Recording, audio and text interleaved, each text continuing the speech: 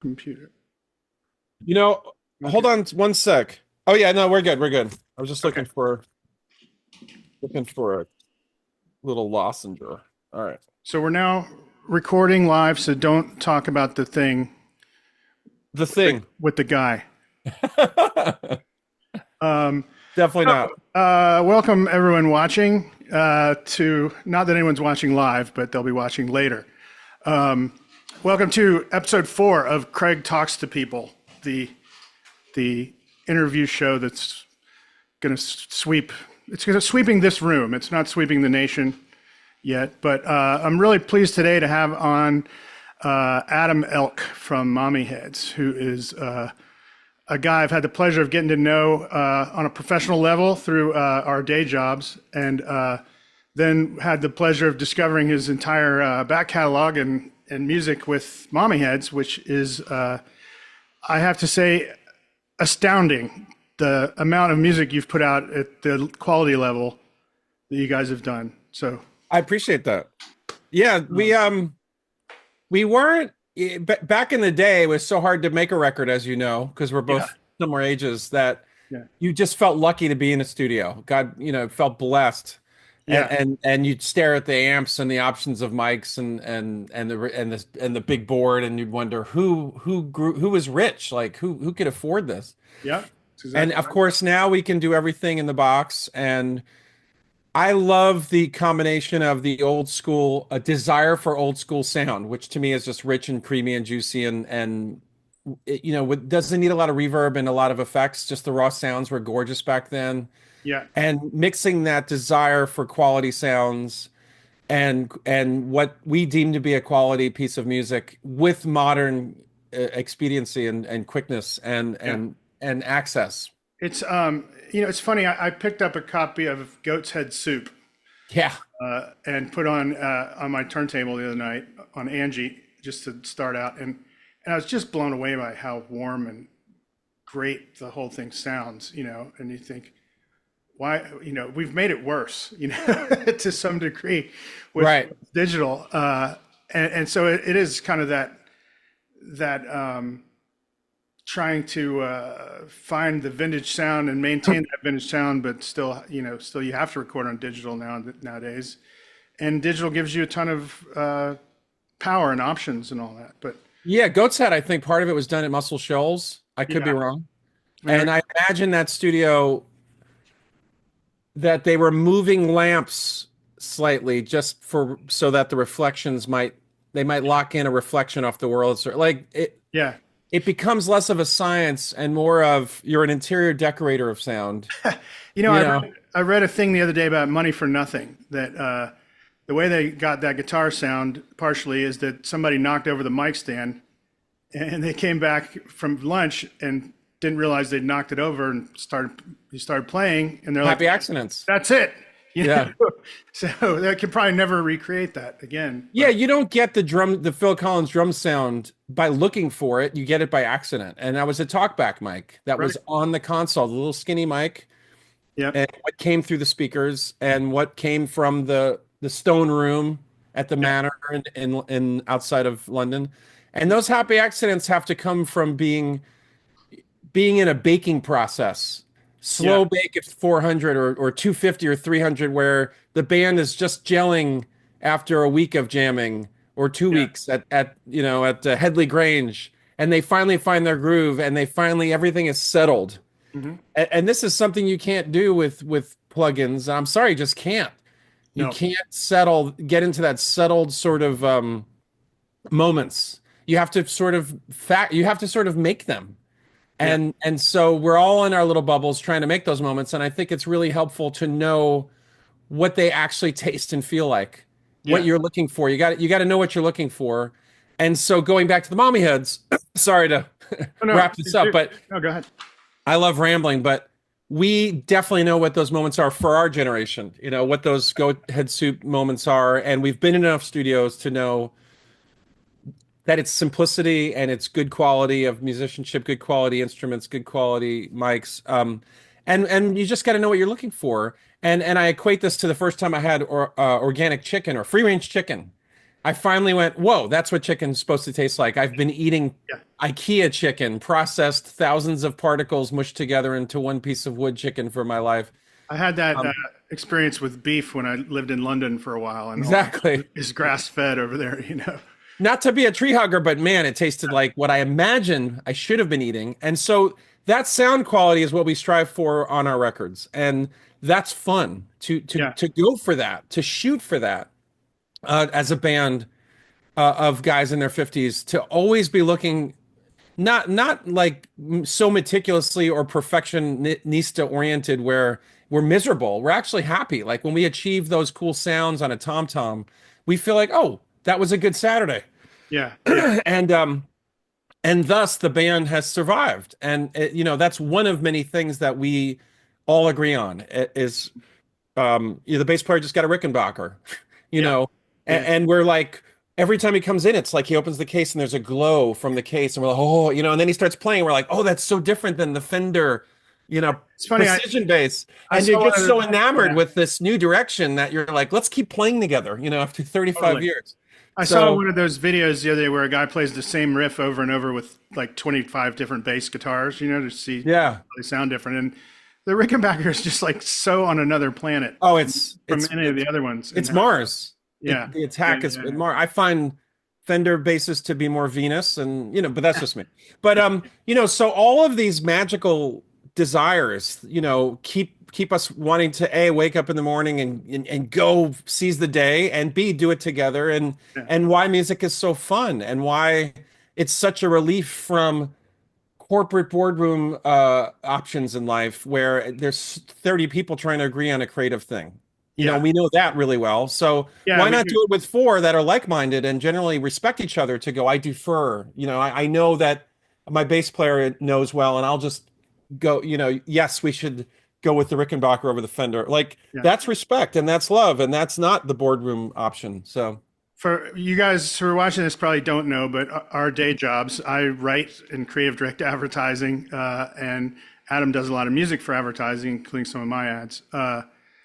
And you're right, it turns into a committee. And I love to say to people in meetings, I go, would the Beatles have been better if they'd added six more guys to the band? right. No, Blood, sweat, and Beatles. they wouldn't have. But I feel like, at least in advertising, there used to be sort of auteurs and these, guys who were looked at as creative geniuses, and they said, whatever that guy thinks, let's do that. And that's just gone.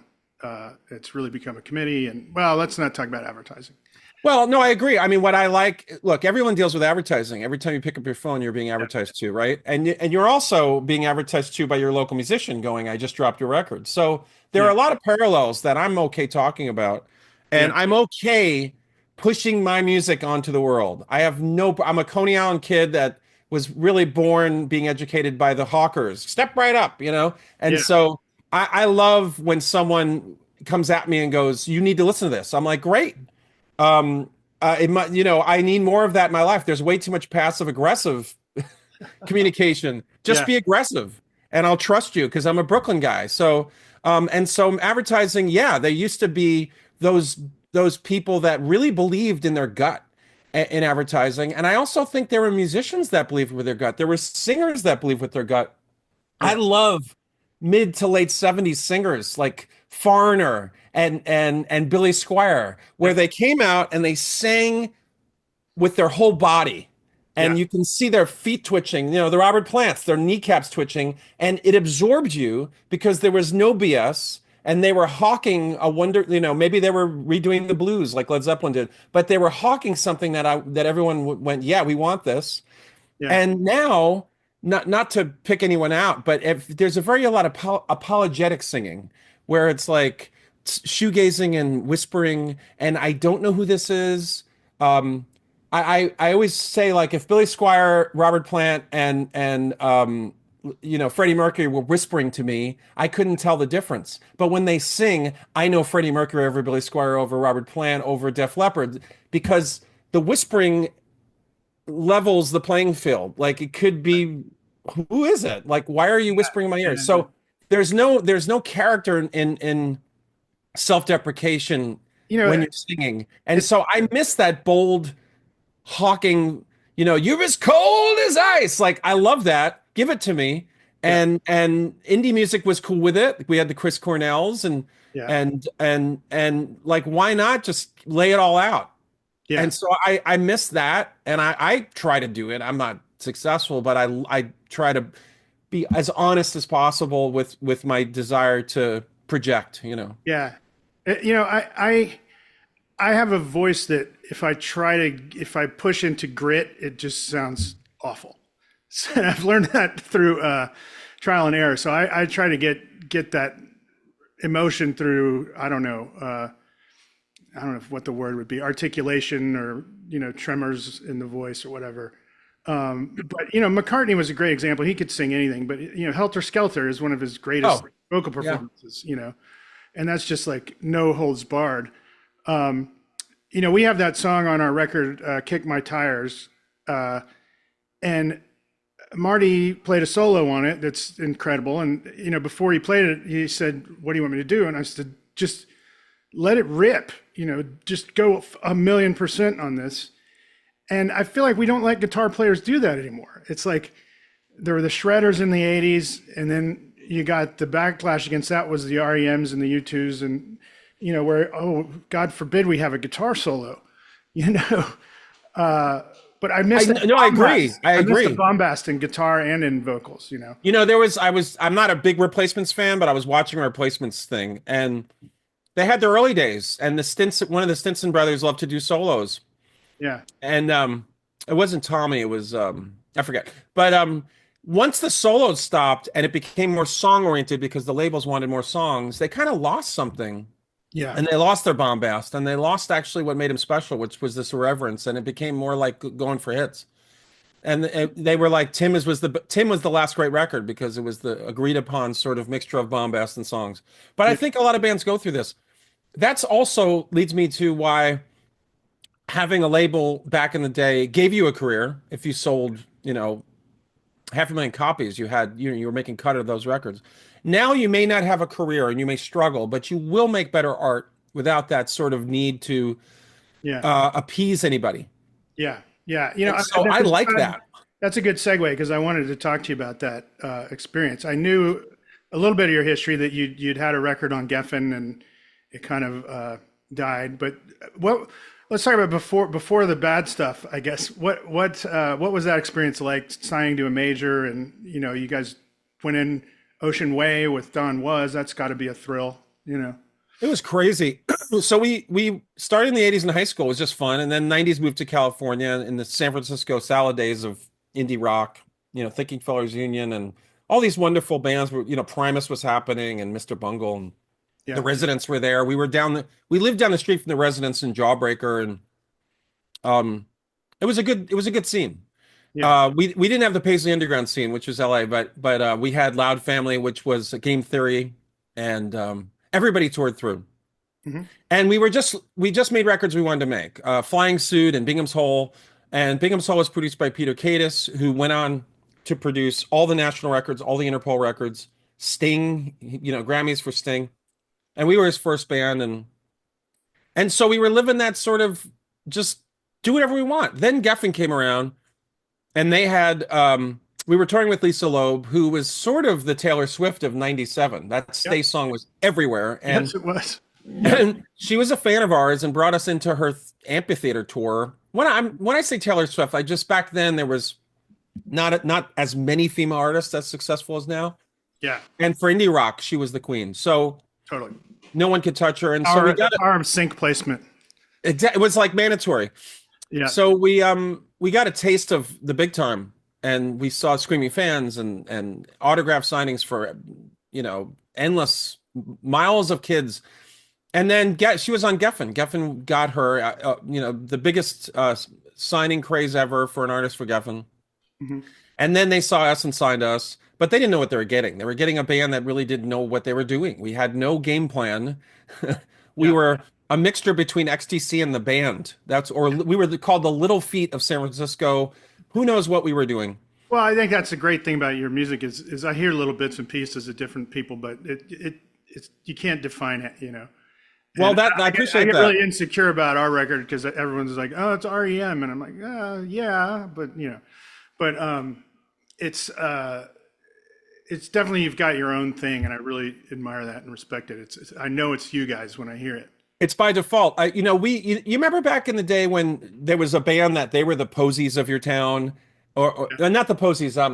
They were the Pixies. Like we had a band that were known as the Pixies of San Francisco because they would do the loud, quiet thing. Then we had another one that was more everybody had the band that they sounded like, Yeah, and so I'm going to go see this band. You'll like them because they sound like this.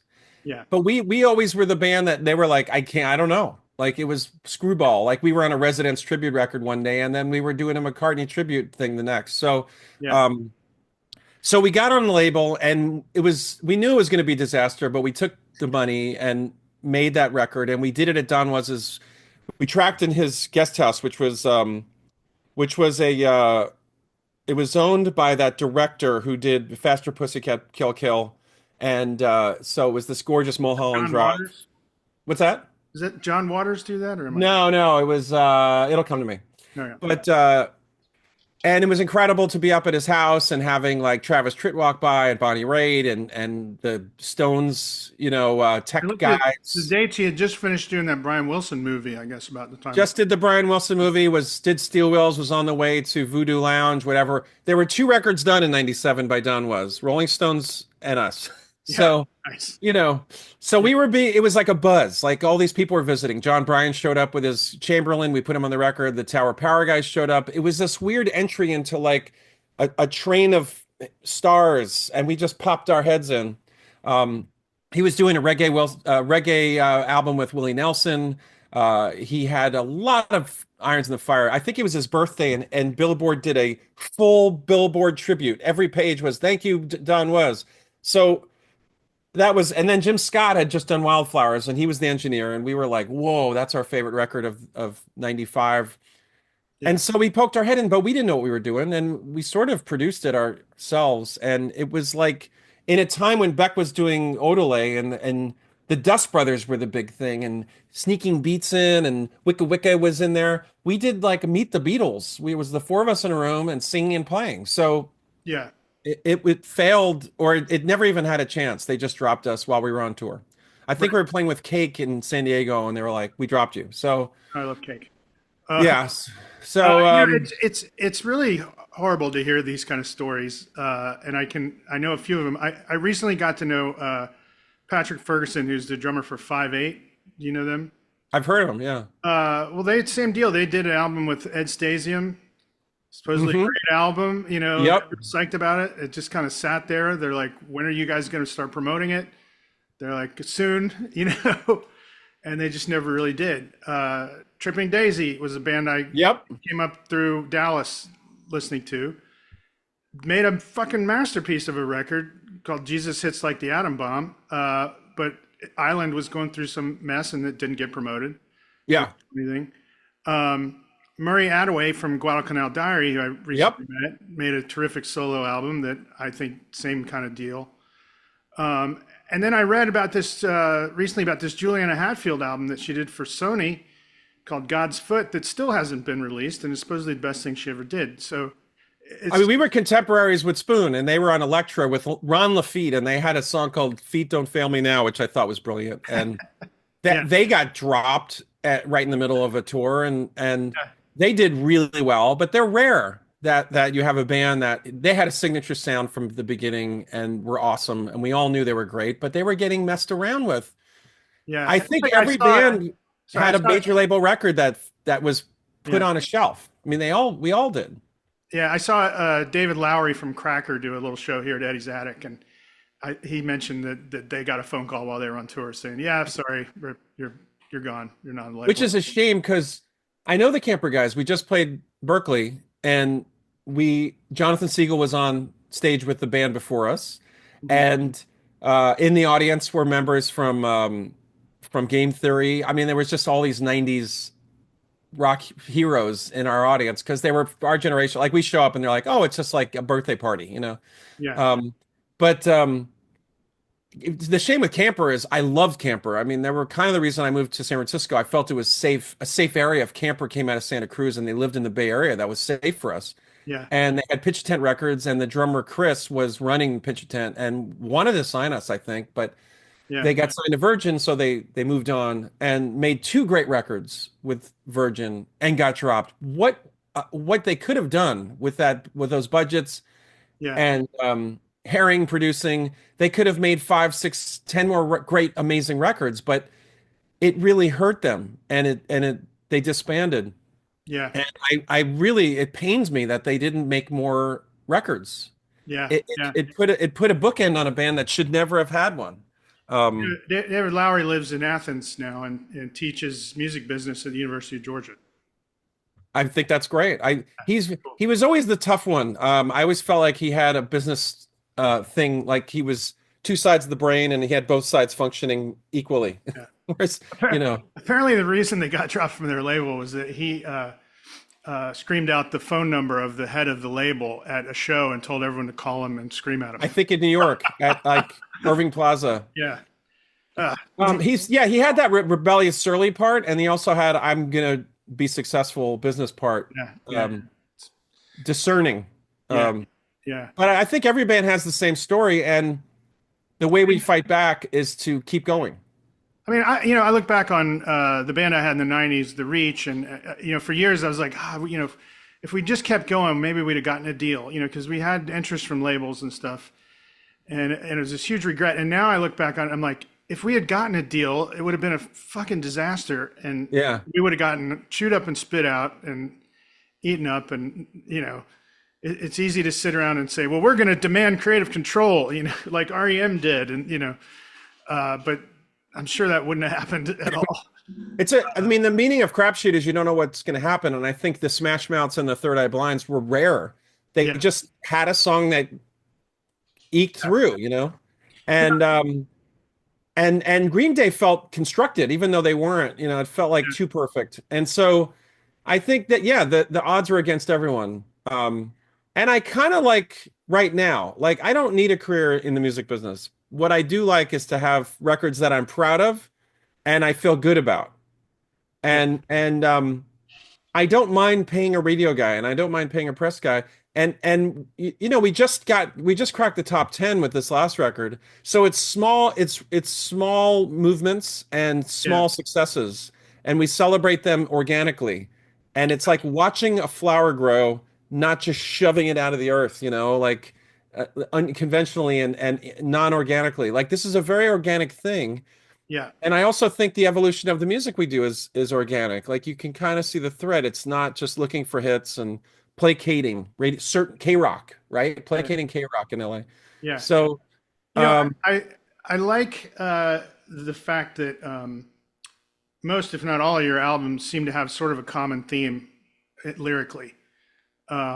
And everyone hates concept albums, but like I love albums like OK Computer, or I think Age of Isolation for you guys is a great example of there's a theme of that record and you're looking at it from different points of view. My record Significance kind of happened by accident. I realized after we'd written all the songs what the theme was.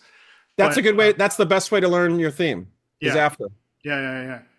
But I was curious, looking at Age of Isolation, it's such a statement about what we're all doing now, staring at our phones and not touching each other. And there's a book I just picked up. I only read the beginning of it so far, but it's called The Anxious Generation, about Gen Z being the first generation to grow up always on the phone. Like Gen X, we didn't have any of it. Millennials kind of got it later on in their lives, but I can't imagine it. It's just the lack of personal interaction. And it's like, it's great talking to you here, but it wouldn't be the same if you and I had never met in person. Yeah, well, I have those kids and they're on their phones all the time. They'll be okay. Yeah. It's just from the outside looking in, for me, I am concerned. They do hang, what it is they hang with their friends. Half the time is face to face, maybe 40%.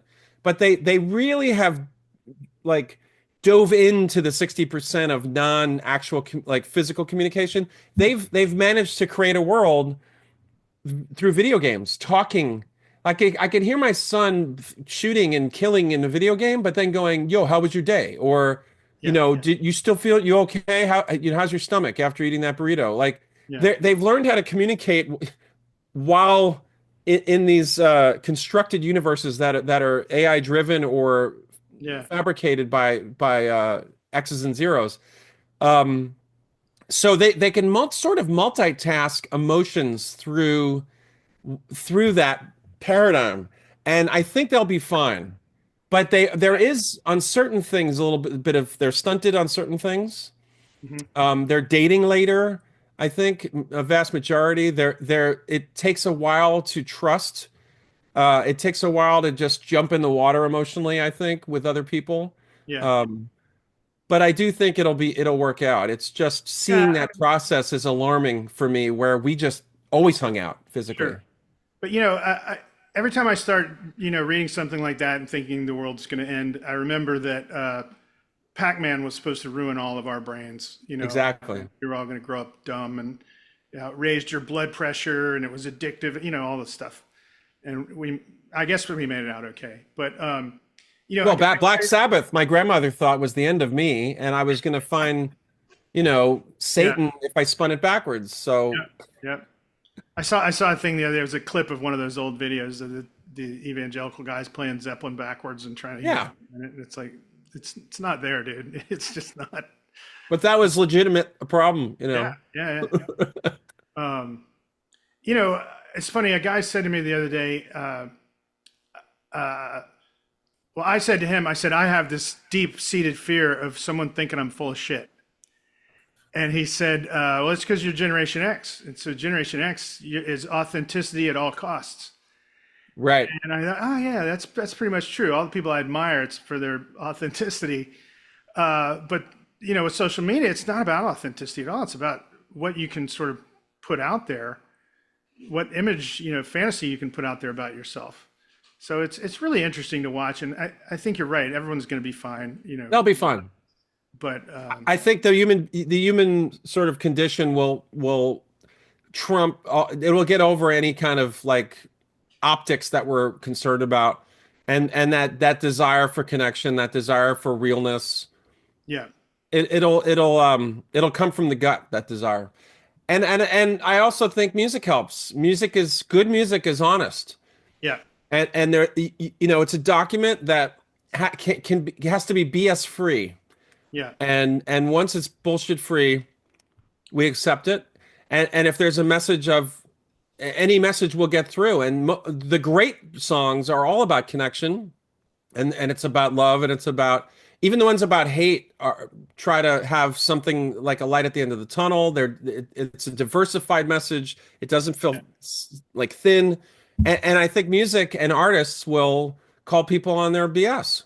yeah, yeah, And even gangster rap at some point is going to it's going to look for real quality emotion, quality emotions. yeah, So I believe that, my kids will be all right. yeah. One of the things I like about your stuff is some of the lyrics could be interpreted as sort of misanthropic, but they're not really. There's hope there. And I think I kind of lost my train of thought, but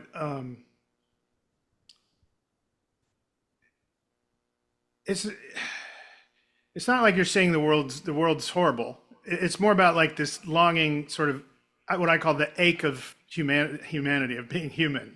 Yeah. And I lyrically is what I love lyrically is to dive into the abyss, yeah, face my fears, because this is basically therapy. hmm, I don't see a therapist, so I just write songs. I try to write a song once a week, once a day, whatever. yeah, And so that for me is to sit on the couch in my own room, like I'm in a therapy session. Literally, what's your biggest fear? Dive into the abyss, face my own death, darkness, whatever. But also to leave that room feeling better, lighter.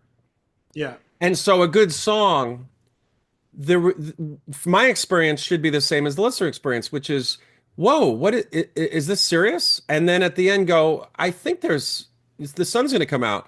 Yeah, That's my process. And it's kept me sane from versus insane. yeah, Um, it's kept me feeling like I'm evolving, whatever that means. Like yeah. everybody wants to, The guy from 5'8". I just saw a documentary about them. Mike was in an insane asylum, and literally songwriting got him out of it, and he still, you know, works on his mental health and thinks songwriting is a huge part of that. So I totally get it. I think the whole world's an insane asylum. And with music, Yeah, we have a little voice yeah, of someone else going, I've been there, you're fine. We're going to get through this together. And that process is let's face the darkness and let's find some hope. And the hope may be in the music, yeah, and that's a nice balance. So the yeah. music is hopeful, the lyrics are doomy, and then you don't have to you don't have to button up your story with a happy ending. You can leave them hanging, but if the music is uplifting, guys that do this really well is like Peter Gabriel. I gotta say, he really pushes lyrically stuff to the very edge, makes you think, and then something in the music's very hopeful. And Oh, absolutely. yeah, and also XTC, my favorite, Andy Partridge. He tackles political scenarios, um, and you always He's leave. angry about a lot of stuff, but I don't He's think he's a pissed. negative guy either. Not negative, That's, Dear God is the ultimate. He's basically telling God that, but at the end, you still feel like there's so much life in this guy. There's so much life in this band. There's so much life in this song. The yeah, heart is beating rapidly. yeah, The body is functioning. It's just pissed off. And so that is a wonderful, uh, for a listener to a takeaway where you leave like agitated, like you want to make a difference, but you're hopeful. yeah. And I think music I will solve issues. Like it'll solve the insanity of the world. I guess I'm an idealist. I read a review of the new Cure album recently that said, I don't know if I'll get this wording exactly right, but it said something to the effect of death and finality has never been so life affirming. And I was like, that's exactly right. It's like, because it's like, here's this guy experiencing this, thinking about, stuff that none of us like to think about, but I guess Robert Smith does, the end of the world and death and all that. But just hearing him do it and do it in this beautiful way and see the beauty and the sadness makes you feel good to be alive. It's like you have there's an accident in your life and you're like so appreciative of everyone around you. Yeah. It's funny, goth in the 80s was more about style, Yeah. which I didn't dig. I'm like, does everyone have to dye their hair black and look sad? But goth now at his age, Yeah. it's just you're almost in hospice and that it's gospel Yeah. or whatever. But it's like it has more meaning. Goth actually it's this sort of questioning life and questioning Yeah. the norms. And actually, goth has more meaning to me now than it did back when it was you had to rip your jeans and wear all black. Yeah. Yeah. Like I never got into like Ministry or Nine Inch Nails or the stuff that was just straight up dark, but I loved The Cure. I think for Oh, that, they're great. very Yeah. different. Uh, what was I about to I say? like Nine Inch Nails when Johnny Cash sang it. It was like, whoa. Yeah. Yeah. That was amazing. It's What just a stroke of genius from Rick Rubin. It's so interesting. unbelievable. I just read his book about creativity, and I'm like, there's nothing in here. Yeah. But because he's not a creative guy, really, he's an incredible. He's the best curator of creative stuff ever in the history of the man. You know. But maybe that's good. Yeah. Maybe No, we need that that guy. insecurity is good. It makes him a fly on the wall. Do you Yeah. want to be produced by Paul McCartney when you know he could play bass better than you? Like, do you really want to Yeah. be produced by Yeah. Stevie Wonder when he could sing and play the piano better? You want to be produced by someone who comes in and just goes, "Oh, George Dukalius, his sidekick who I met in LA. I think the Petty clan, the Tom Petty group, loved him because he Yeah. came in and was such a fan. And I think that being a fan producer, and I know George Martin was of the Beatles, Yeah. being a fan first and then a musician or then everything else, supervisor, orchestrator, producer, whatever, calendar guy. The fan is the biggest part. I think that's why I didn't get into engineering or production, which I started to do, when I was college age. Was I realized that I would not be able to do it for music I didn't really like, That's a thing. and I was like, that would be miserable, listening to music you don't like all day and trying to make it good. Um, Well, people thought that was kids thought that was a dream job to be a producer engineer, right? You're Steve Lillywhite or Keith sure. Haddam. Well, if you're Steve What if Lillywhite, it probably is a dream job. yeah, it is, but what because he gets to pick his bands. But what if you're just in a studio, one after another Yeah, of bad bands? yeah. It could be the worst job ever, right? So Yeah, and I did an internship at a recording studio here in town. It was called something before, and they did mostly Southern rock, and then it got bought by Bobby Brown and was changed to Bosstown, and that's when I was there. Now it's owned by by Outkast. But when I was there, they were bringing in like TLC and Keith Sweat and all this music that I wasn't into at all, and I think that made me go, yeah, because I saw these guys there who are listening to the same stuff I am, but they're in there engineering Keith Sweat, and it's like, it looked yeah. miserable. So it's I mean, good that I didn't, go work at Ocean Way or something. I don't know. well, Ocean Way, I think of all the places, and the engineers there were pretty happy. Yeah, The line of people trying to get it in yeah, was Weezer. Like Jack Joseph Puig had a room, so you knew it was going to be Amy Mann one day, then Weezer the next, then Michael Penn. yeah, So that was the flip side, the dream. yeah, But I knew Richie Kessler, who had Platinum Island, yeah, and he went from punk bands to Madonna and then Madonna wannabes. And I think he probably wanted to get out of business after, you're on your yeah, 100th Madonna wannabe because she recorded there. yeah, So having a studio could be, people are like, why don't you produce more for me? Because I only seem to produce the Mommyheads, but I'm kind of picky. Like, I don't know if I want to have a band in for 6 months that I don't believe in. yeah, And I don't mind being picky. I'm fine with it. It's not a bad thing. I would love to work with bands. I have done some of that, but it's a crapshoot. Like yeah, I hate that feeling like the drummer's weak and I can play the drums better and I'm a weak drummer.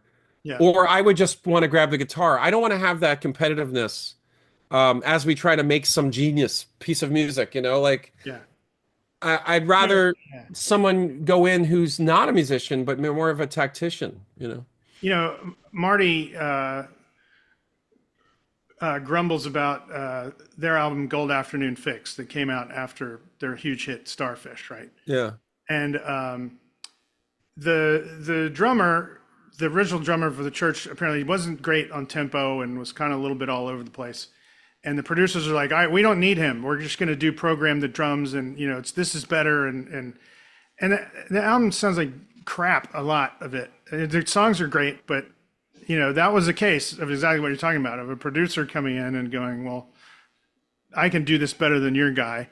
Yeah. And so the album sounds really sterile and kind of dead. And it's a shame. I told him the other day that they should take those tapes and go get a real drummer to play on it now and re-release. That's not a bad idea because it's probably a click track. Yeah, yeah, yeah.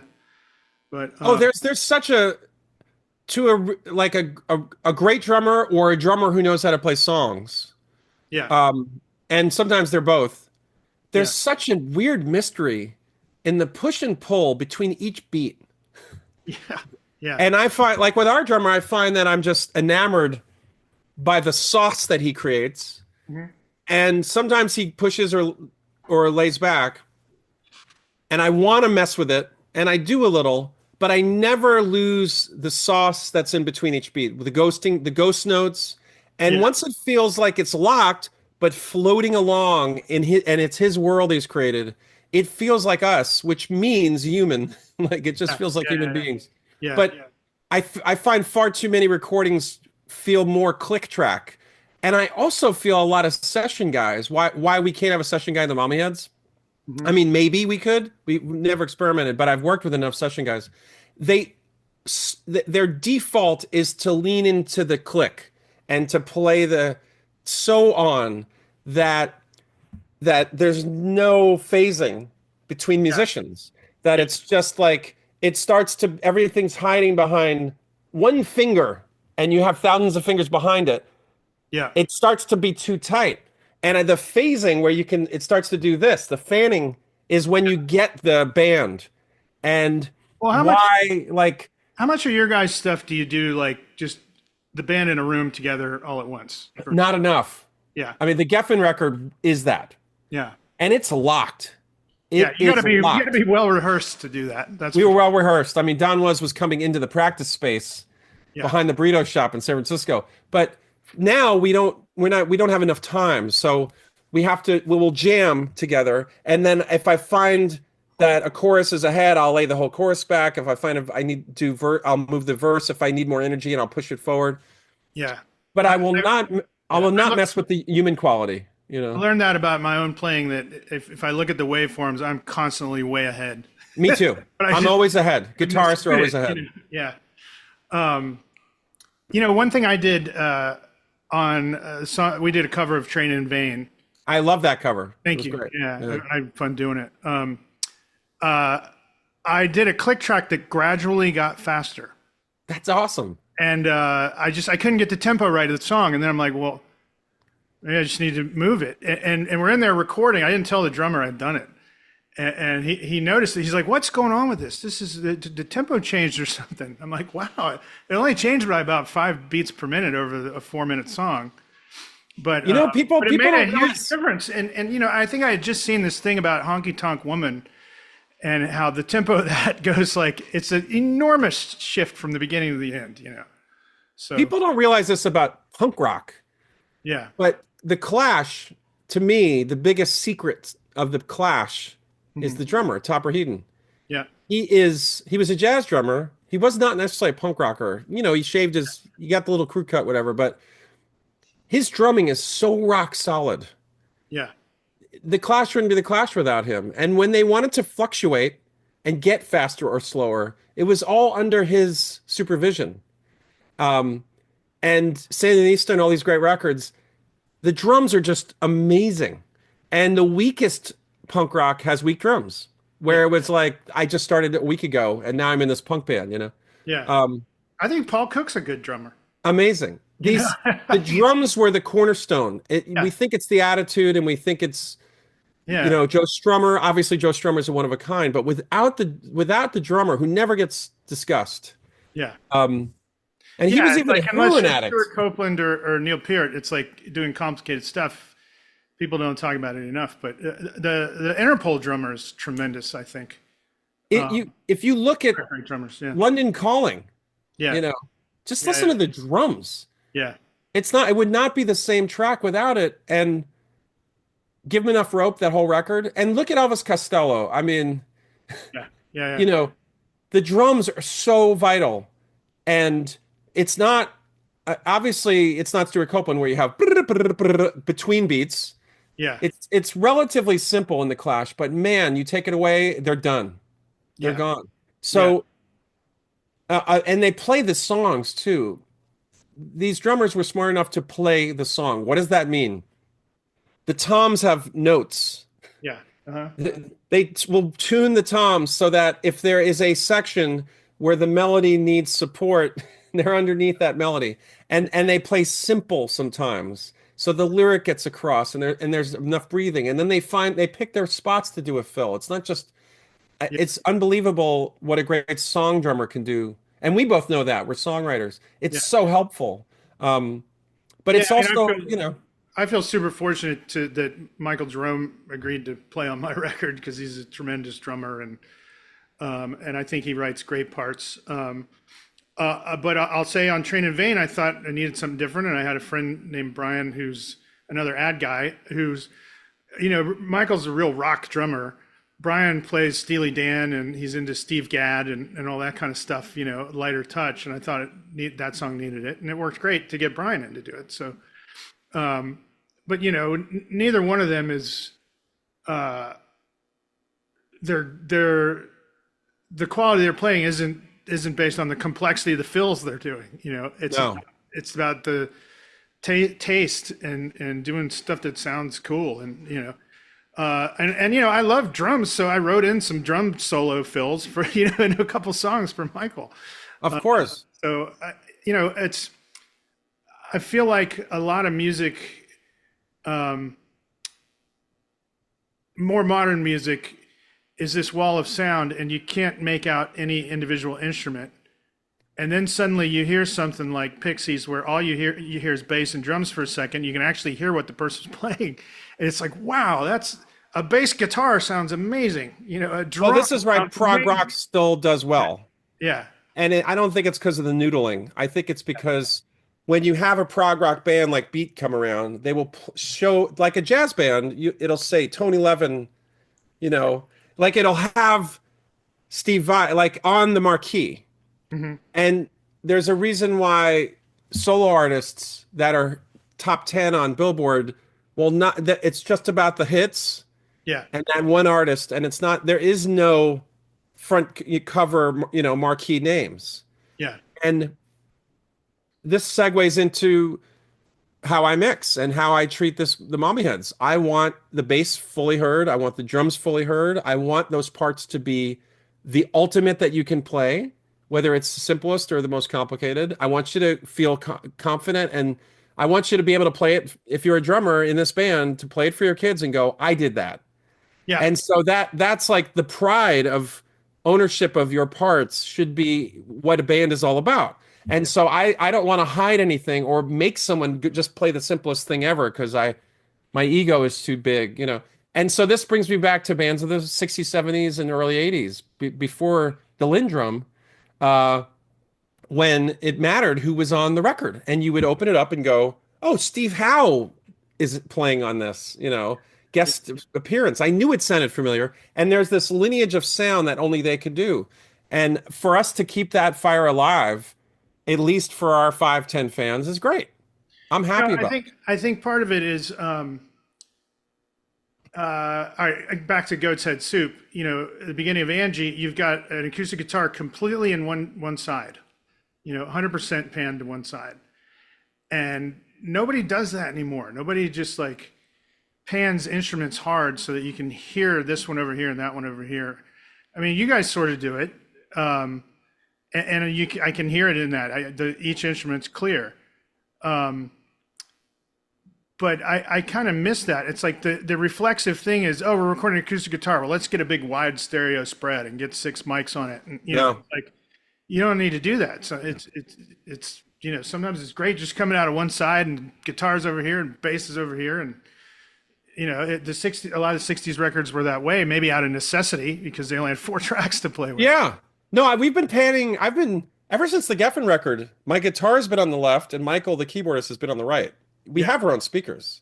Yeah. Yeah. you know. Yeah. Um, It's funny. A and friend of mine grew up with a stereo system that only had one speaker, listening to all the Beatle albums. right, and He it's heard just them like a years later, and he's tambourine. like, "What is this? This is like all this extra stuff." Yeah, I used to go to Right? cafes and they'd have one speaker and it was a tambourine and it was Ringo singing, oh, and that was just Yeah. awesome. Like, Yeah. Yeah. but the other thing also, and obviously the vintage synth thing is, but when you have a real synth, it Yeah. takes up so much real estate. You have to be careful. So I try to You think. got a little Keith Emerson thing going on there around you, right? I had a neighbor pass away who had all these in the basement, and Oh I yeah. plugged that one in and started smoking, and so I had to take it to a synth guy, and I remember one of those from my electronic music class in college. yeah, it was educational back then. This is Yeah. how synth Yeah. works. But the real versus a plugin. Yeah. The plugin is so thin because all these plugins are really for dance and house. So Yeah. they come with their EQs, they come with their echoes and reverbs, but they're very thin. So the beat Yeah. and it's just atmosphere. Whereas the real synth has depth of field and will take over your right speaker. So Yeah. it's like it's I have to be careful, but the cool thing is I have to dedicate a speaker. So that's why a lot of our recent records, the synth is so prevalent, is because they're not soft synths, they're real synths, and they have so much character Yeah. that it takes up so much real estate that it feels like a synth record or a synth. The song has a synth Yeah. personality. Uh, That's Whereas interesting. house music, I don't really care. I know it's fake, but I'm not sure what synth it is or care. You can hear an ARP versus a Moog on our records the same way you can hear it back in the early 70s. Yeah. Um, There's a that certain song, low end, I think, that's only gotten by Like Peter Gabriel had the Oberheim, and there's just like this incredible low end on those records. Well, the beginning of Tom Sawyer is an OBX. Yeah, It's one note, and it's so enormous. yeah, One note, you take that away, the song dies. It's the yeah. song at the Yeah. beginning. I would love to hear a mix of Tom Sawyer without that in it. It'd be crazy. Yeah, But that's so one note yeah. versus 1,000 soft synths now to try to get that real estate. That one note is like literally the whole all of Canada in a note. And Getty knew it, I saw a clip yesterday of Geddy Lee tobogganing, and it said, "Has there ever been anything more Canadian than Geddy Lee teaching you how to toboggan?" But let's see, what else was I going to ask you about here? Well, okay, let's go back to 1997. So you have a crushing, I assume, a crushing disappointment with the album that came out. Or sort of didn't come out. I think you told me that it came out the same day as OK Computer, which couldn't have helped. It did. It was on a Tuesday, and we went, oh. Yeah. Oh man, I remember that record came out. And so then you just split for 10 years. And I'm asking that because I kind of had disappointment from how my band turned out. I sat around for 20 years and didn't do anything. Murray Attaway, who I've been talking about, did the solo album, hasn't made anything. He's making a record now. So I don't know. Talk about that, I guess. Yeah. So we had the blow, and my ego personally was wrapped up in that whole experience. So I was devastated. Then I met my wife in San Francisco. We moved to LA, tried that, had a deal with RCA that went south. Was on Artist Direct, which was they had Dave Matthews and REM as booking agents, and I was getting great shows opening for Tenacious D and touring around. And so then you're doing this as a solo artist, you're saying? Yeah, I was doing a Adam Elk band, and cool. It was fun. But then Napster hit around 2000, and I went, this is insane. So I went to New York. My manager was above a music house I will not name, but I shared with my manager Herbie Hancock and Maxwell, and then he got Don Was, or had Don Was, and he had Dream Theater. So it was a very eclectic, cool roster. But then I got into jingles, and I'm just a creator. Like, I just like to make stuff. Yeah. And so the option was continue doing music and kind of get my heart broken daily, or tune out and do 3 jingles a day and get that sort of juice flowing and just make stuff. And I chose the jingle route, and I did 3 jingles a day for 10 years, and it was fun. I got it out of my system. But I also learned about not being too precious. I was very precious. A weekend of snare drum in the 90s. Just put it out. 1 out of 100 will be a gem. Keep going. Throw a lot away. Learn how to throw things away. Yeah. And so that's what jingle writing taught me. And by the time our first drummer from high school passed away from Crohn's disease in 07, 08, we did a tribute show to him and went, whoa, this is awesome. We got to do this again. And we did You're Not a Dream. And there was a label that was in Portland that was like, we want to put this out. And so there was that buzz. Then we got letters from Sweden, and they were like, we love you here. Please come back. Whoa, I don't know what's going on. But please come to Sweden. And we went to Sweden, and there was like 300 people in a club waiting for us. And they had made their own compilation greatest hits record on a Swedish label. It's like that movie, the Rodriguez movie, Searching for Sugarman. We met the previous prime minister who was a fan. We realized we were played on Radio 1, which was their main radio station. We realized that the biggest press guy in all of Sweden was a big fan of us and Genesis. Then we had a long conversations at night, sipping schnapps and talking about why we should be more progressive. They were suggesting we should find our progressive roots, which is take more chances and not just do 3-minute pop songs. And then we went, sure, we're just happy to be alive, so let's get progressive, Well, there's a big scene for that over there. I've discovered really through Marty. Marty has a progressive project he worked on called Anecdote, and it seems like there's prog festivals in Germany and Sweden, and Every week. it's the whole deal. Whereas here, it's like progressive rock, you know. So We have something against intellectualism here. Like it's all called coastal, but yeah, I find progressive to just be the good stuff to be emotionally satisfying, but intellectually satisfying. And there's nothing wrong yeah, with that. And yeah. And you have a pop sensibility, but your stuff's very intricate and you know interesting to go. Oh, what did he play there? You know, which is kind of what prog is in a way, is just interesting parts. You know. yeah, if you're not singing about just having sex and you have more than three chords, you're progressive. Yeah, exactly, Yeah. exactly. Um, Or if you play in well, an odd time signature, like I mean, my record's got some 15/8 or something on I've it. noticed that, but they're chordal. You don't notice the drops Yeah, because they're following a melody on your record, and the chords just you're like, I've done this 4/4. I'm dropping a beat here yeah, because I don't need to repeat it fully. yeah, You yeah, know, the listener's got it. I'm moving on, and that's progressive. yeah, yeah, yeah. So I mean, all my and I think favorite writers do that. You yeah, know, the you know what's really satisfying is when you can do something like I let me back up. I read somebody sending a letter to editor in some music magazine said, you know, no one's ever written a hit single in a weird time signature. And the guy was like, Money by Pink Floyd, oh yeah, all you need is love. You know, yeah. I went through a million of these, and it's like when you can do something like All You Need Is Love, that it's like 7/4, 6/4, it's like jumps all over the damn But you place. don't notice it. You That's the don't good notice it. prog. Yeah, yeah. And I've noticed it in some Radiohead recently. Like I had never really paid attention to the meter on. I always thought, okay, computer is probably mostly 4/4, but there's a lot of little Oh no, extra they drop it. stuff in there. Yeah, I mean, you know, Martha, my dear, though I find that dilation, please remember me. That's 5/8. We don't notice because it's so effortless. and it's funny is McCartney doesn't even know he's doing it. He doesn't know any music theory, so he's just like, That's what we like, you know. It's the prog I don't like is when you know that they have to practice before the gig.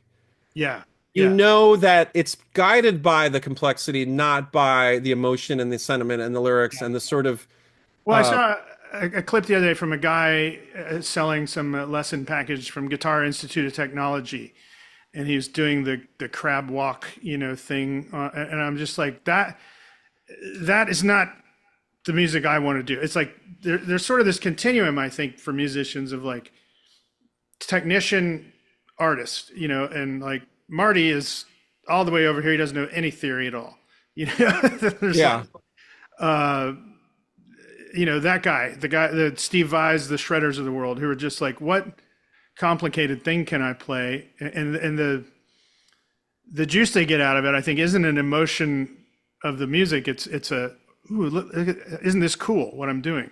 Yeah. So You know, that I have a lot of problems with progressive music. And I told, you know, in 08, 09, 2010, when we were in Sweden having these lengthy conversations yeah, with really smart Swedes, who personally know Genesis. They have them on auto dial because they've written so many Swedish magazine articles about them. yeah, And they were, you know, I'm sitting there discussing this with them, and they actually are giving the Mommyheads some time in their world. I realized the takeaway was no, you can be pop progressive. well, XTC, I mean, they're great Exactly. musicians. There's complicated parts, but it's pop Exactly. punk, you know. Yeah, So since then we went fine. And the drummer, Dan Fisherman, is a massive prog fan. His favorite drummer is Phil Collins back from his glory days. hmm So, you know, we have a shared love of New York, late 70s New York, non-huge punk rock, new wave artists like Poly Rock and the Shirts and all these cool underground bands from that time. And television, obviously. yeah, So we since 2010, we've just made records that we love, that we feel is original, and that we feel fine with. Like it's a mixture of pop, solid melodies, super tramp-esque melodies, and progressiveness that Phil Collins would go to, you know, when he was at his, you know, Weather Report days. yeah, And it satisfies the head and it satisfies the heart. And if we can do that for the rest of our time together, we'll be fine. yeah, And yeah, there's no label to appease. The label in Sweden just puts out LPs. They're happy to put out LPs. They put whatever we do out, and it feels like the glory days of music back in the late 60s, early 70s, when before it was a big business. And, Yeah. Elektra just put out your record and said, fine, we don't know. It's funny with me with advertising. For a long time, that was my sole creative outlet, and so I would just get, I get really torn up when stuff didn't go my way or when somebody changed something the wrong way. And, now my career has changed and the industry's changed. And now this music is the thing that I do that about, but I don't have to do that because I just make it how I want to make it. I don't have a label. I don't have a committee, and so it's really gratifying. And then on my advertising side, I'm able to do it without wanting to tear my hair out every time somebody makes a change to something I did, so. This balance is important. Have the same balance, and it makes you sexier. Yeah. There are quotes from Cary Grant where you don't they had rating issues back in the day, so you couldn't kiss too long, and so the rom-com started with Cary Grant. But the quotes were, "You don't kiss a woman, she kisses you," and that was his whole thing, and so that made him sexier. And he was already great looking, but he became this sort of object, something that when you enter the room, you wanted to be his friend because he played not hard to get, but he didn't go for you. And I think that when you do your own thing, the thing you love in life, and for you and me, it's music, the industries that we are in to make money find you more sexy. You become more Cary Grant-esque. Yeah. And when you enter a room with an idea, you're not pitching so hard and you're not so desperate, and your ideas become sexier. And I think that brings a value that can't be bought. You can't pay for it. You can't put a price on it. Yeah. I mean, I'm a much more calm, confident person since I made this album. Because, exactly. Like it had been sticking in my craw for years that, my music didn't go where I wanted it to go.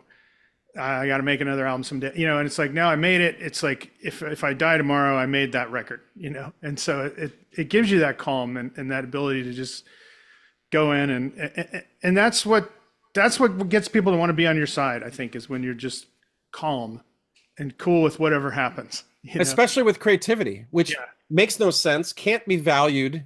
It can't be quantified. You can't put a price tag on it. You can't charge hourly for it, really. You can make up. When I go to screenings, I walk into a room and there's a board table with creatives that are just look shell-shocked.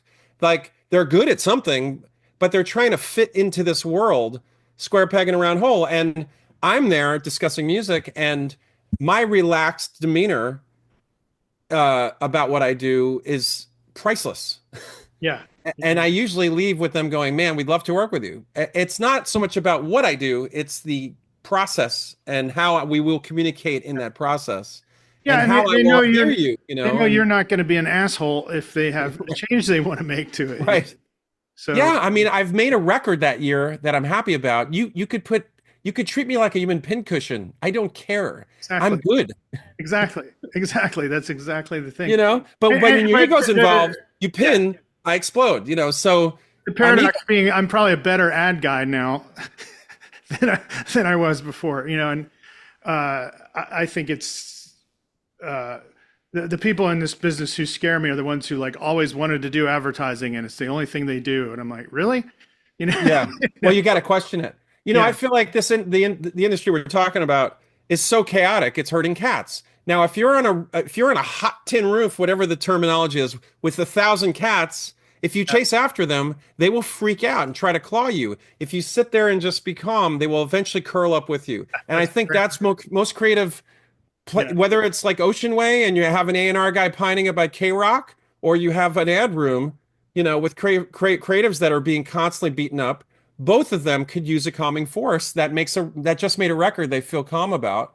And that's what everyone needs, really. It's funny, in my early 20s, I had this kind of push and pull relationship with my mother, where she wanted to keep treating me like a kid and wanted to be involved in every single thing I did. And I'm like, no, I'm in my 20s now, and and so I would push her away because the more she pulled in, the more I'd push away. And I saw her do it in real time with my dog. I had a new puppy, and she was like trying to grab the puppy and bring it over to her, and it kept trying to get away. And I'm like, no, you have to sit back and let the puppy come to you, and it will come to you. It's just Did the dog give you a look like, yeah, pretty much, yeah, like, I get it now. I know why you are who you are. yeah. It's funny. But that, that says it all. And I think that that confidence is what we all look at, like a CCO or a George Martin producer. We look for stability, Yeah, calmness, and that's a problem making a record in a bubble. It's great to have people to bounce your ideas off. It's great to have great people, yeah. with My old boss Boguski, Robin, who introduced us, described him once as having the confidence of Jesus. yeah, well, we all know about that. And I'm like, that's a huge asset to have if you can pull it off. But Yeah. arrogance, whatever you would call it, I don't know. But I think when it comes from a place of calm, it's and just Yeah. Zen. I'm cool with whatever happens. There's a great church lyric. It's never as good as I hoped or as bad as I feared. That's amazing. Yeah, yeah, yeah. Yeah, that kind of says it all. Yeah. We should probably just end there. But there's probably. Let me see. What else do I have on my list? Oh, I was going to ask you about, in today's world I feel this pressure to become a content creator. Hence, I'm here interviewing you to create content and doing lots of other stuff. You guys don't seem to do much of it, but you do great music videos, which are Oh yeah. amazing. Thank you. I'm curious, like how those come about, because I want to make some great music videos and it costs money and you got to get good people and all that. So, It's all about the people. So the ones we've done ourselves have been interesting. During COVID, I did 2 rotoscope videos that were fun with my kids. yeah. We did stop motion animation where I got all the toys. I remember you sent that to me and I saw it again on your site today. Yeah, so I got all the kids' toys together and we did an in-house videos. The last one was kind of like a Nickelodeon throw stuff at your face, Yeah. Yeah. which was fun. I got a camera that takes like 1,000 frames per second. I rented it and just had fun and got the right lighting. Going back to like lo-fi vintage, well, that's not so much vintage, but it's like seeing somebody throw steak at your I love band's it. face is so much more interesting than a giant Beyonce production. I know. I mean, look, I'm not a huge replacements fan, but I love that one. Yeah. The I know speaker, what you're going to say. Yeah. the speaker. It just shows the speaker. Yeah. So, and the guy who did Hopefully that that was- yeah. went on to do like amazing films. He became a second director or DP. Supposedly then that was because they refused to make a music video or something. You gotta love the politics of the replacements. Yeah. I read that book about them and it's just, It's just a I was speaker. late in life discovering them and was just like, wow, these guys are good. So we have that, and then we also have a director in Sweden who is just a gem. He has that Swedish, what you would expect, artisan, the way they would design a home. Like the twist, I bet he did the twists and turns. He did twists and turns. Yeah. Beautiful song, beautiful video. Thank you. And so it's very Bergman-esque, slow moving. Everyone has a different takeaway. That's a big European. In America, if you watch a Marvel movie, everyone has the same takeaway. Good guys win, bad guys lose. But Swedish films, who knows? Everyone has a different takeaway, which is a beautiful thing. And so his videos are very abstract, and he's doing one now. And I can't wait. He's like, I will surprise you, I'm like, I hope it has this, this, and this, but if it doesn't, I'm good. And they're like little Christmas gifts. Yeah. And that is another reason why you need to play shows to have those people in the audience to come up after and go, I love that. How can I help? What can I do? I'd love to collaborate. It's all about collaboration. And you see this with bands over the ages, whether it was a cover made by someone that they collaborated with, like the Yes covers. These collaborations go on for whole careers, and the collaboration is part of the band. They're like a 6th or 7th member, and that's what I love. And Maiden. Maiden has their covers, and it's not just a theme for no reason. These are pure human collaborations, and so we love working with Patrick Carlson, and again, those collaborations are everything. Yeah. Yeah. It's funny you're talking about getting different meanings from something. But I'm talking about my mother again, but fairly recently I was playing her our record and then kind of started asking him questions, and I wound up playing her some music just from our genre, and I played her I'm Trying to Break Your Heart. And I bought the lyrics out and I said, see, the point of it is that you don't really know what it means. And I said, American aquarium drinker or whatever, or I assassin down the avenue. I said, I think he just went in the dictionary and went, those words, they're all they're all in alphabetical order. And she goes, oh no, I know exactly what he means. And she gives me this great explanation for it. And I'm like, that's as right or as wrong as anybody else's, it's a beautiful thing that way. I've had this discussion with our keyboardist, Michael Holt, who's also the other main writer. Mhm. And his lyrics sometimes can be very descriptive and you can't argue with it. I went here, this happened. And Yeah. I've always been more abstract, and we've always had this battle. And when I love when he gets more abstract, and he loves when I say what I mean. It's funny. And I love abstract lyrics as a fan, and as a writer, I feel like I'm cheating if it doesn't all come together into a story somehow. it's a battle. It's a battle royale between two sides of the brain. And I guess the great writers could give you very descriptive, very poignant, this happened, but then they would also twist it a little so that it had a Dali-esque melt to it. Yeah. And Yeah. I think that's kind of cool. And we're always battling about lyrics. And I love Pavement and Stephen Malkmus lyrics, and God knows what the fuck any of it means. Yeah, he Uh, doesn't probably. he probably doesn't. He just picks cool words, work together somehow. Yeah. I don't know if I could write like that or not. I think if it's one of those things that if you're trying too hard, it's probably a bad idea. But I don't know. Yeah. That's trying too hard is probably a bad idea, is what I would hear on dates when I was in my 20s. I'm right there with you. What else? Oh, I was curious about this for you. And I've talked to other musicians about this. I have noticed that close friends of mine are not all that interested in hearing my music, but strangers are. And have you experienced that? And I have a theory behind it. I won't tell you mine. I want to hear if you have a theory behind why that is. I think it's tough. I Mhm. think it's the same way when you hear a family member being interviewed on a newscast on TV. You're just like, because you Yeah, know so much about that person right. and you feel like it's embarrassing, or, hearing a parent making a speech at a wedding, you're just like, that they may bring up things, they may break the code. I think, I used to do stand up comedy, and my wife, it was torture for her to go see me yeah, perform. well, because she may be a subject, oh, my Uh, wife. she knew she wasn't going to be, or if she was, she knew about it ahead of time. But it was more like, Yeah. what if somebody doesn't like Craig, and I'm like, I don't care. But, but for her, it was like cringy, like, oh God, it's like watching someone walk on a tightrope and worrying they're going to fall, I think. Yeah, we invest in people, and the same way a doctor does not do surgery on their own kid, Yeah. you Yeah. just don't. And strangers, personally, I have now, because we're in the top 10. Who knows? It'll last for a week, and then we'll be knocked out by gangster rap. But talking to DJs is so much fun, and hearing their stories, emailing me, and what we remind them of. Yeah. And I love who they play us with, what we make them think of. And I get all my new music from DJs and their record collections, I've and discovered so much. Yeah. Sorry, I didn't mean to cut you off. it's completely removed. Like, Yeah. I love that they're playing us, and I love their opinions. And so it's tough to hear family members or friends uh, show their soul through music. Like, it's Yeah. Yeah. Yeah. you don't want to discuss it after. You just want to hear it and go, "That's great. I'm so happy for you." Yeah. Um, First off, I've discovered a ton of great new music from people going, "Oh, you guys sound like so and so."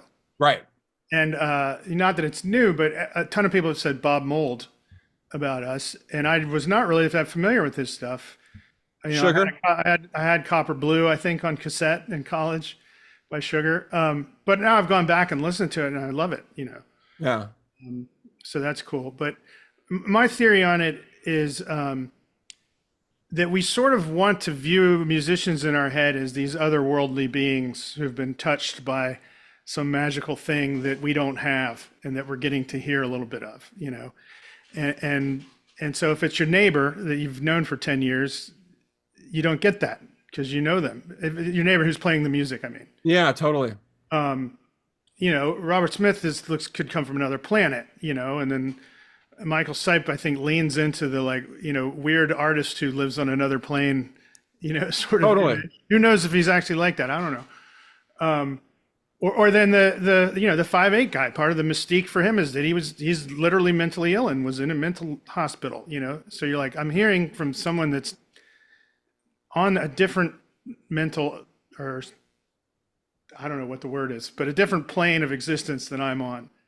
And so if it's your buddy you've known for 10 years, you're not going to get that from it. So I have a different perspective. It's almost identical, though. I think when you're listening to something and you feel like it's outerworldly, it's actually in you. yeah, And if you're a non-musician, you have it in there somewhere. It's just never been tapped. yeah, And you respond because you connect with it because you're connecting with that part of you that's buried that you never tapped. yeah, yeah. And some bands, let's say the Beatles, for instance, or Elvis, it just taps into everybody's inner sort of melodic whatever, or rebelliousness, or spiritual. Like the Beatles had so many things that tapped into people, and it just people don't tap into it because of they chose a career. Maybe it was more number oriented, or more saving lives, or Yeah. and they just never tap that creative side, and they tap it when they listen to it, Yeah. and they connect a circle by listening to that music and feel whole. Yeah. And humans just have if you look at in the uterus, we go through tadpole to, like we even look like a bird at one point. We go through every animal until we go, I think I'm, monkey and then human. Like, I think I'll stick with this human thing because my host is human. That should work, but we could come out a bird. I mean, we go through everything. And I think we tap through the origins of life in the uterus. And we also listen to music. We'll tap through every human emotion and every experience until we go, man, that just completed a circle for me. Mm-hmm. That's my favorite band. Yeah. That's interesting. Yeah. I mean, there definitely is that sense of what is it? Well, the band is called Collective Soul, but that's the term, right? Oh, yeah. The collective soul or the collective unconscious. They were the ones that did, yeah. Yeah, exactly. They're Atlanta guys. But it's a great name for a band, Collective Soul. Yeah, It's the best. Yeah. Oh, well, one thing I was going to say, talk, sort of the theme of a lot of the people have interviewed or am going to interview for this is like doing this at a later stage in life, right? And Rick Beato came out with a thing not long ago. I'm sure you know Rick Beato. Yeah. Saying like, people peak creatively when they're 28. And it's all downhill from there. And he had all these examples. And, sometimes I don't think so. I think you guys get better and better. I like to think so. I'm doing the best work I've ever done. So, I mean, what are I guess your thoughts are probably he's wrong, but, talk about that a little bit. It's interesting because I'm backing up this thought, but Mark Twain had fully gray hair when he wrote his best books. Yeah. J.R. Tolkien was writing until he died. Well, I have a friend who's a great musician and a great visual artist, and he kind of gave up music to go into visual art. And he told me part of it is that at 40, you're an old man in rock and roll, and you're a child in visual art. I think, okay, so to back up Beato's thought, I think you have to be 20 to 30 to tour, to reach an audience, to put, this is all about energy use. Yeah. How much energy do you have? You have endless energy. So if you're a racehorse. So if an A&R guy says, go on tour with this person, go on a warp tour, do this, do that. 250 shows a year. Yeah. But in terms of art, why can't we be seen as like writers? Raymond Chandler, Henry Miller, that we're writing until the very end. and sometimes wrote their best works or completed trilogies. Isaac Asimov. I personally like to see myself as an Isaac Asimov that was doing a 2001, Yeah. at a later age, being a consultant and the main writer, or playwrights that are on Broadway that they are, Neil Simon. Yeah. Um, Maybe it's that artists, as they get older, they're still touring and still doing the demanding schedule, but they don't have as much energy as they had. They don't have as much energy, and it's exhausting. Yeah. And unlike a playwright or a writer that sits at a typewriter, and that's obviously a line from the 50s, but they can do that at a cabin. You could be a Salinger in a cabin. But for a musician, you're playing your hits, if you had a hit, you're regurgitating that for the audience. Your main bread and butter now, especially more than ever, is live shows.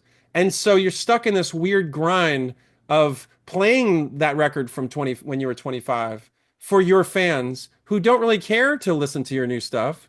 Every one of those records. I mean, I'm sure the English Beat has a new record out. I'm sure, Thomas Dolby has a new song out, but everyone wants to hear Blinded by Science. Yeah. And so it's a No one different wants to game. hear. No one wants to hear the Who's new album.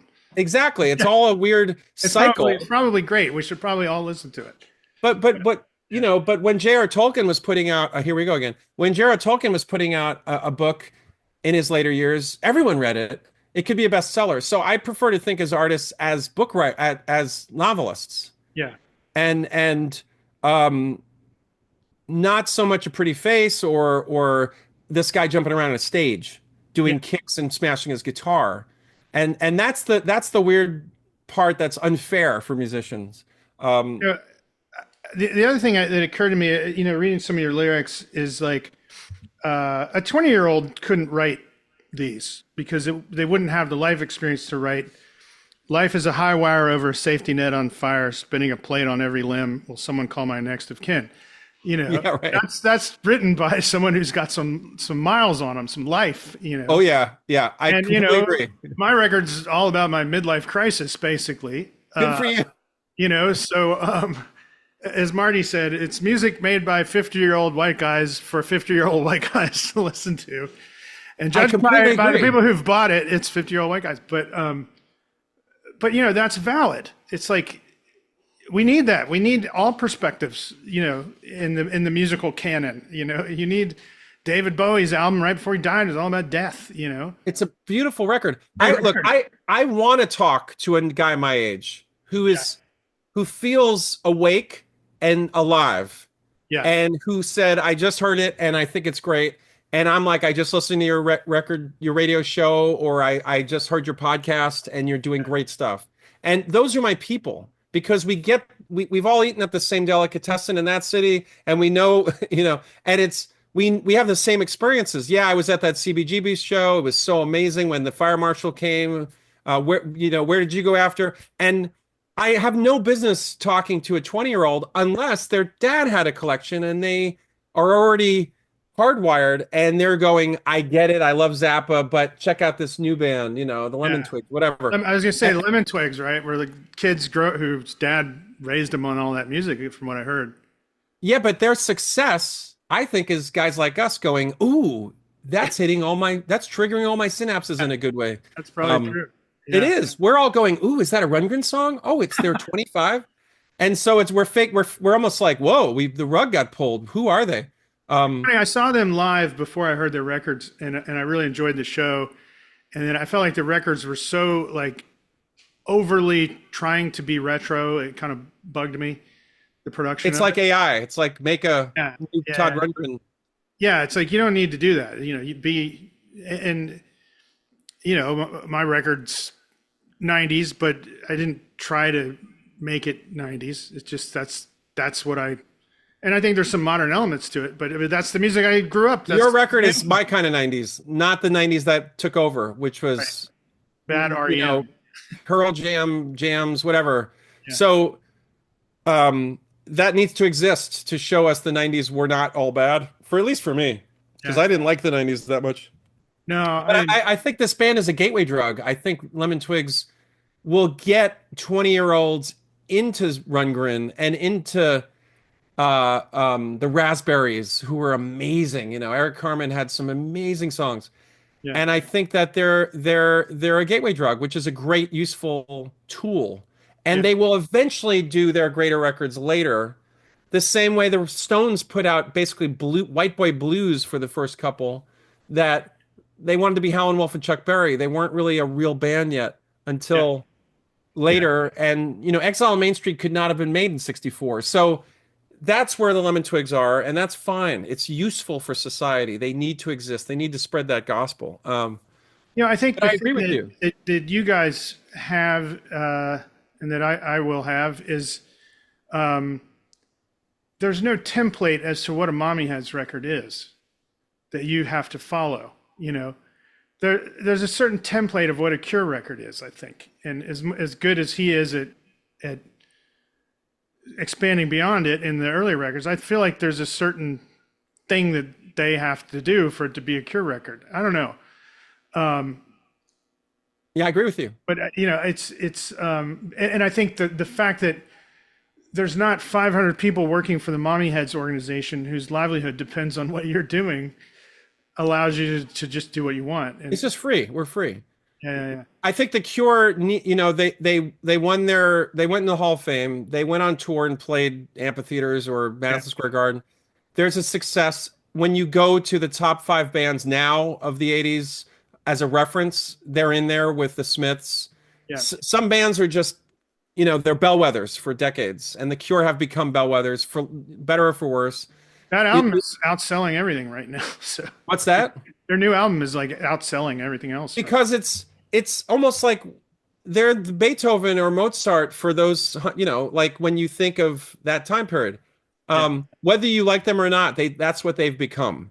We've deferred them to that, but that makes that their new album, if it's going to get played on the Swedish Eagle, on New Wave, on Sirius, it needs to fit certain parameters. It needs to sound like the Cure. Right. And Whereas, like, if you look at their earlier records when they were still kind of making it, there's wild fluctuations in the type of music they're doing. I mean, went from pornography to Love Cats in one album.